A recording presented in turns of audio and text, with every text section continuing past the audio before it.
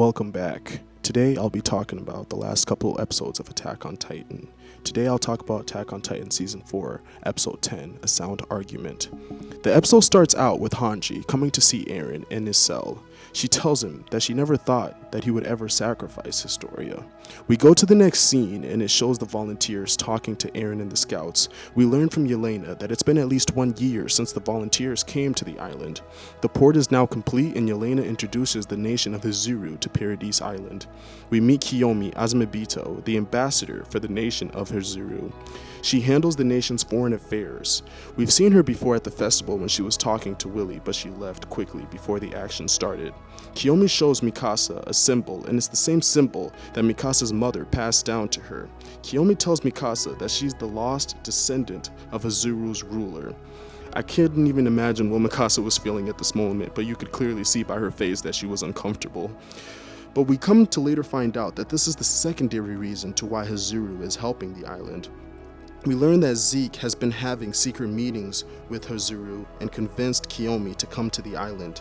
We find out that the omnidirectional mobility gear that's made in Paradise needs a special fuel, something called an ice burst stone. It's a unique underground resource, mined only on Paradise. This is the driving reason why Hizuru is helping the island to hopefully get their hands on this resource.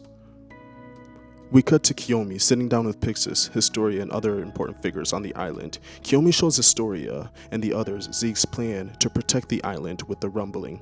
Historia agrees to inherit the Beast Titan, which was Zeke's third plan, for someone of royal blood to have the Beast Titan passed down to them and for that person to have many children. Eren is against this, as he feels like it's not right to force Historia to have children or inherit a Titan. We cut to Eren in his cell, and he's talking to Hanji. He tells Hanji that he has the Warhammer and could break out of this cell anytime he wanted to. Eren starts to freak out on Hanji, and yeah, we can clearly see that the old Eren is gone. We see Hanji is extremely stressed, and I felt really bad, as I wouldn't know what to do if I were in their shoes. I mean, what do you do with all this going on? She even goes as far as questioning why Erwin made her commander. Attack on Titan jumps forward and backwards in time a lot, so I could see why some people would get confused. We flash forward and we see that Historia is pregnant. I mean, just the look in her face, she looks so drained of energy, and the old Historia is gone. She knows that she's the queen of the island now and she needs to do what's best for her people, but still, it was truly just sad seeing the life sucked out of her. We see that some of the higher ups in the military police are having a discussion about the situation. And you can clearly tell that some of these guys don't like Historia and wish that she would have just ate Zeke right away instead of getting pregnant first. Obviously, they've been feeling these emotions for a while now, but it's starting to show because they're drunk on the wine. Also, please pay close attention to the wine. It's a major part of the story. We also learn that the father of Historia's child isn't anyone of major significance. We then cut to the main characters building a railroad track. Remember that Paradise Island is at least 100 years behind in technology and in advancements. It was funny seeing the others struggling and then seeing Mikasa walk by with 3 tracks on her shoulders. Hanji joins the main characters and gives them some bad news that Hizuru only wants resources and won't help other nations to come to peace with Paradise. The world wants Paradise to be the root of all evil. This frustrates Eren because he realizes they have no other choice but to activate the rumbling and have Historia inherit the Beast Titan. A conversation sparks up about who will inherit Eren's Titan after he tells the team that he only has 5 years left. This leads to one of the funniest scenes in Attack on Titan, the interaction between Connie and Sasha. I don't know if this was meant to be funny, but it was absolutely hilarious. We then cut to a scene with the 4 of them in a room, Connie, Mikasa, Armin, and John, and they're all talking about the events that are unfolding on the island right now, and we see that they have conflicting views, and it was very interesting to see where everybody kind of stood. You have Armin, who's like, hey, if it comes down to it and we have to pass on Eren's Titan, I will understand. And Mikasa's like, no, like, I hope it doesn't come down to that. And you see that she's still kind of siding with Eren, not necessarily like fully saying what he's doing is right, but you could see that she still has that love for Eren and just doesn't want to see that happen. And then you have Connie, who's like, hey, Eren basically killed Sasha, and when he found out about her death, he laughed. And Armin and Eren kind of have this Malcolm X and Martin Luther King type of situation going on here. You have Armin who's like, hey, I know all these world leaders see us as these devils, but there's still a path for peace. And Eren's like, we've tried to reach out. So with the couple of years that I have left, I'm going to do what's right for my people, even if that involves mass genocide. So yeah, it was just really crazy to see where everybody stood, and I really appreciated this episode. It didn't have any action, but it was dialogue that we needed to progress the story. So I really loved it. Episode 10, A Sound Argument, was awesome. I will also be reviewing Season 4, Episode 11, titled Deceiver. Now, I liked Episode 10 better than this episode, but Episode 11 wasn't bad either. This episode centers heavily around Falco and Gabby.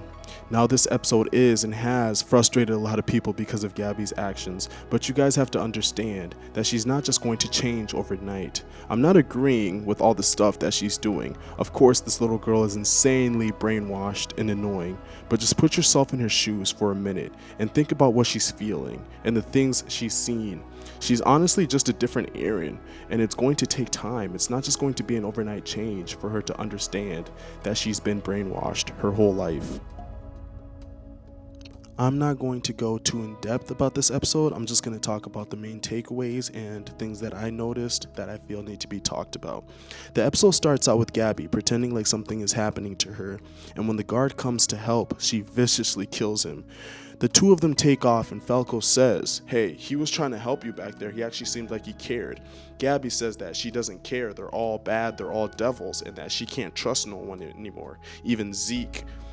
Falco tells Gabby to take off her armband, but Gabby won't, and they come across the little girl who Sasha actually saved. The little girl takes them back to where she's living now, and Gabby and Falco meet Sasha's dad. Of course, they don't know that this is Sasha's dad, and he doesn't know that this is the little girl who killed his daughter. While all of this is happening, there's a divide on Paradise. You have people who believe that what Eren did was right and that he's their savior and that he can save the Eldians. And you have people who believe that Eren was in the wrong and that mass genocide is not the answer. So it was really interesting to see these two sides conflicting with each other, and the media on the island also getting into it. Everybody has their own stance, and the atmosphere of the whole island right now is just extremely tense. When Gabby gets called out for her brainwash, she even goes as far as almost trying to kill this little girl. And Gabby and this little girl have a really interesting conversation. The girl says, what did my mom have to do with this war? My mom had to do nothing with this war. But she died, though. She died for no reason. You're over here spewing off your brainwashed agenda. My mom had nothing to do with this war. Why did she have to die? And Gabby is absolutely stunned. I mean, she doesn't know what to say. She is just absolutely stunned. I know that the change with Gabby is not going to happen overnight, but that still doesn't make it less annoying with the way that she was acting this episode.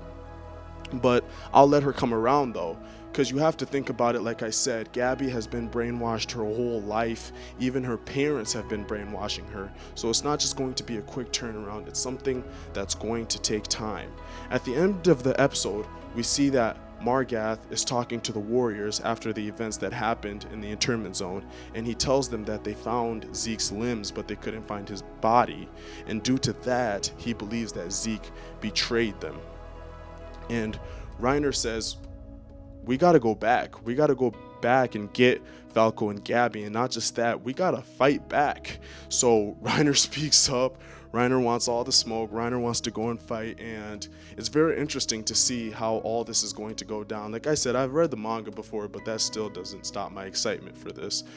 So all in all, this episode was good. It was kind of seeing how Gabby interacted with the family and how Gabby would interact with the Eldians that she calls devils, and what's going on in the island, the tense situation, how everybody's feeling.